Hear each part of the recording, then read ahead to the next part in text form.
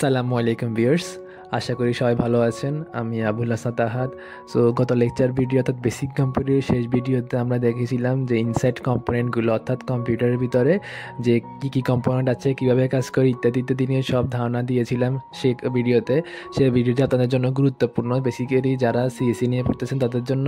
So আশা করি আপনারা সেই ভিডিওটি দেখেছেন। আজকে আমরা যেটি নিয়ে আলোচনা করব সেটি হচ্ছে customize your PC or desktop.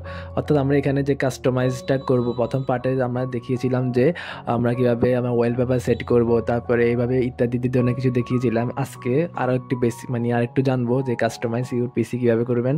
So আজকে এটা পার্ট 2তে চলেছে। সো আমার নাম তো বলছি, আমার নাম আবুল হাসান তাহাদ। সো এরপরে আমি এখন আমার যে ওয়ালপেপার আছে সেখানে যাব। সো এখানে দেখতেছেন অনেকগুলো আইকন আছে।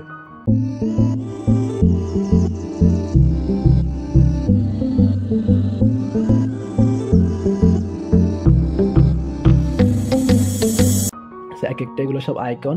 সো আইকনগুলোকে আমি ইচ্ছা মতে আমার মতো করে বড় ছোট করতে পারবো। কেমনে?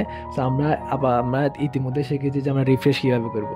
সো মাউসের লেফট বাটনে ক্লিক করার পরে আমরা যদি 3 নম্বর দেখেন রিফ্রেশ, এখানে যাওয়ার পরে আমি রাইট বাটনে ক্লিক করবো রিফ্রেশ। সো এইভাবে আমরা রিফ্রেশ করবো।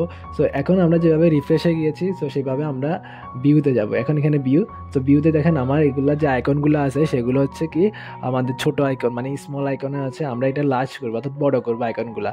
সো আমরা বড় করে দেব, লার্জ আইকনে বড়। সো এরপরে যদি আমরা আবার আগের মতো করতে চাই বা মিডিয়াম আনতে চাই, একইভাবে ভিউতে যাওয়ার পরে আমরা মিডিয়ামে যাব। মিডিয়ামে দেখলেন একটু বড় টাইপের, মিডিয়াম টাইপের। সো এরপরে আমরা এটি আগের মতো করে দেবো স্মলে।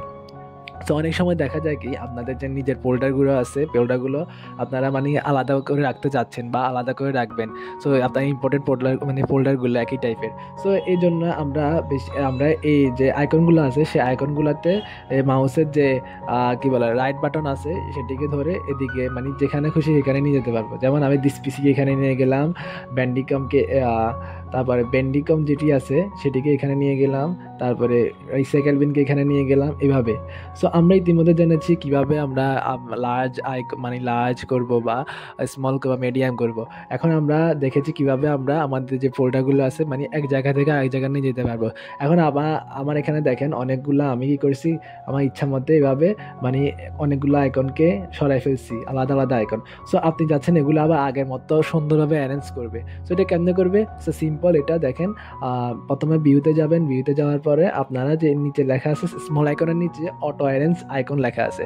সো অটো অ্যারেঞ্জ আইকন যদি আমরা আগে দিয়ে আমি একটু গিডটা দেখাই, যে নিচে লেখা আছে align icons to grid. So এখানে যদি আমি ক্লিক করি দেখেন সবগুলা কিন্তু একই লাইন, একই রো, একই কলামের মধ্যে চলে আসছে। গ্রিড, এটা হচ্ছে গ্রিড, অর্থাৎ একটি সারি বরাবর সারি, কলাম বরাবর কলামে চলে আসবে, যেটা আপনারা স্ক্রিনে অলরেডি দেখে বুঝে ফেলেছেন। সো এখন আমি চাইবো এগুলো সব অ্যারেঞ্জ করবো, অর্থাৎ সবগুলো একসাথে আনবো। সো এটা কেমনে করবো? সো এটা আরও সোজা, যে এখানে ভিউতে যাব। ভিউতে যাওয়ার পরে আমার যে অটো অ্যারেঞ্জ আইকন আছে সেখানে যদি আমি ক্লিক করি সো সবগুলো একসাথে চলে আসবে। সো এটি হচ্ছে অটো অ্যারেঞ্জ আইকনের কাজ।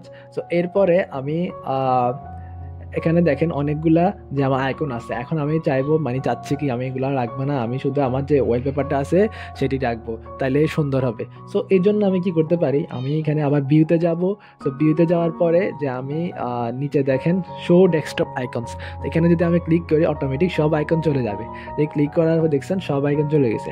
সো আশা করি আপনার ভিউর কাজটা বুঝতে পেরেছেন যে লার্জ আইকন, মিডিয়াম আইকন, তারপর স্মল আইকন ইত্যাদি ইত্যাদি। এরপরে আমরা কি করতে পারি, অ্যালাইন করতে পারি, তারপরে গ্রিড করতে পারি। এখন আমরা কি করছি, হাইড করতে পারছি যে ডেস্কটপের যে আইকনগুলো আছে। এখন আমরা যদি শো করাতে চাই একইভাবে শো করাতে পারবো। তো শো হয়ে গেছে। তো আশা করি বুঝতে পারছেন। এরপরে আমরা যেটি দেখবো সেটি হচ্ছে sort by. So sort by এখানে দেখেন নেম, অর্থাৎ এখানে কিছু ফাংশন আছে, কিছু আইকন আছে যেগুলো হচ্ছে সফটওয়্যার, সিস্টেম সফটওয়্যার।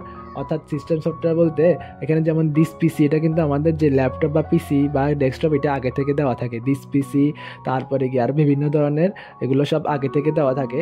আর যেগুলো দেখবেন যেগুলো আপনারা ইনস্টল করছেন বা ডাউনলোড করছেন সেগুলোর পাশের দিকে একটা অ্যারো চিহ্ন থাকে, টিক চিহ্ন থাকে, যেমনটা আপনি যে গুগল ক্রোম, আমার এখানে ব্যান্ডিকম, ওবিএস স্টুডিও, এগুলো সব ইত্যাদিতে আপনারা দেখতেছেন, এগুলো সব ইনস্টল করা। সো আমি যদি একটু নেমে ক্লিক করি, শর্ট বাইয়ে যাব, তো নেমে। সো এখন দেখতেছেন নেম কি ABC, একটা সিকোয়েন্স মেনটেন করে চলবে। সো এখানে কিন্তু প্রথমত দিস পিসি লেখা, এখানে টি, তারপরে আর, তারপরে সি, এগুলা কেন হচ্ছে, কারণ এগুলো হচ্ছে যে তিনটা, এগুলো হচ্ছে কি আমাদের যে সিস্টেম সফটওয়্যার, অর্থাৎ এগুলো আগে থেকে মানে ল্যাপটপে বা পিসি বা ডেস্কটপে ছিল।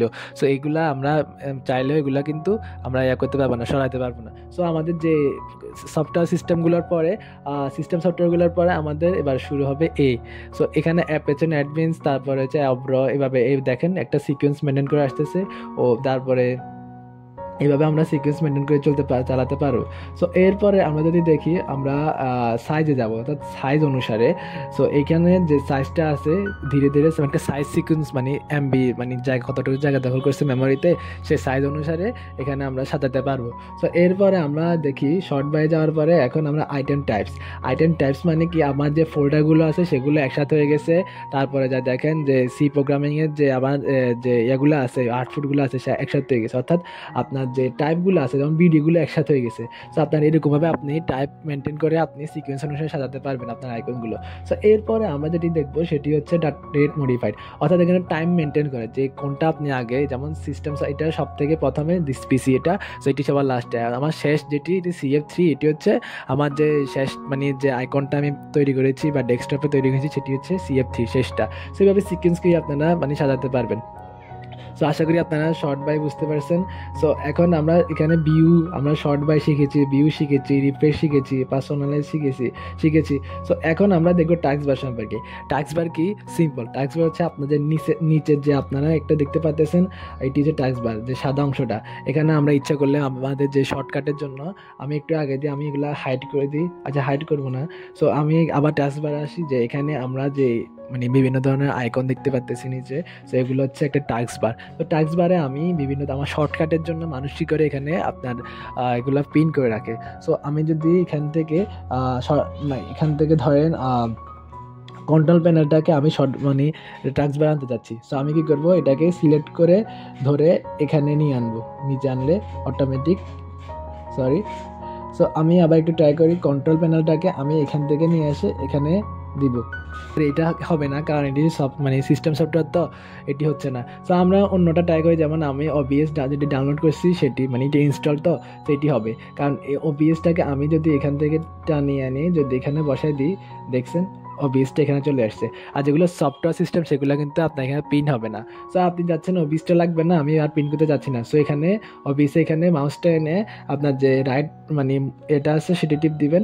তো টিপ দেওয়ার পরে আনপিন ফ্রম টাস্ক বার এখানে ক্লিক করলে অটোমেটিক চলে যাবে। সো এইভাবে আমরা কি করতে পারি, আমাদের যে পিন করতে পারি। এখন আরেকটা সুবিধা হচ্ছে যে আপনারা যে উপরে যে ওয়ালপেপারে দেখতেছেন সেগুলো আইকনগুলোর মধ্যে আমরা 2বার টিপলে আমাদের যে ফাংশন এটা আছে। তো আমরা যদি নিচ থেকে যদি একবার টিপলে অটোমেটিক মানে একবার ক্লিক করলে অটোমেটিক আমাদের যেটি মানে চাই সেটি চলে আসবে। সো আশা করি বুঝতে পারছেন যে টাস্ক বারে মানে কি জন্য আমাদের গুরুত্বপূর্ণ। এখন আমি একটা জিনিস দেখাই যে অনেকগুলো ফাংশন অনেকগুলো আইকন আছে যেগুলো এখানে নাই। যেমন আমার যে ধরেন আমি এখানে যাব, একটু সার্চে গিয়ে দেখি, ধরেন হোয়াটসঅ্যাপটা কিন্তু আমার এখানে নাই। আমি কিন্তু হোয়াটসঅ্যাপ চাচ্ছি যে আমার মানে টাস্ক বারে আনার জন্য।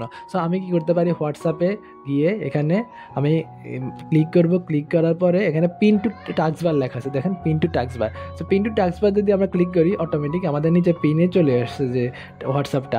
আবার কি করতে পারি, আবার হোয়াটসঅ্যাপে এখানে একইভাবে আবার আনপিন করলে অটোমেটিক আবার আনপিন হয়ে যাবে। সো আশা করি আপনারা বুঝতে পারছেন যে কীভাবে আমরা টাস্ক বারের কাজ করবো, কীভাবে আমরা টাস্ক বার ইউজ করবো। সো এটা হচ্ছে আমাদের যে কি বলে আমাদের আইকন বা কাস্টমাইজ আপনারা এইভাবে করতে পারবেন যে আপনার ওয়ালপেপারের মধ্যে। সো আশা করি আপনারা বুঝছেন বা কিছু উপকৃত হয়েছেন। সো আশা করি আপনারা ভালো থাকবেন, সুস্থ থাকবেন। আল্লাহ হাফিজ।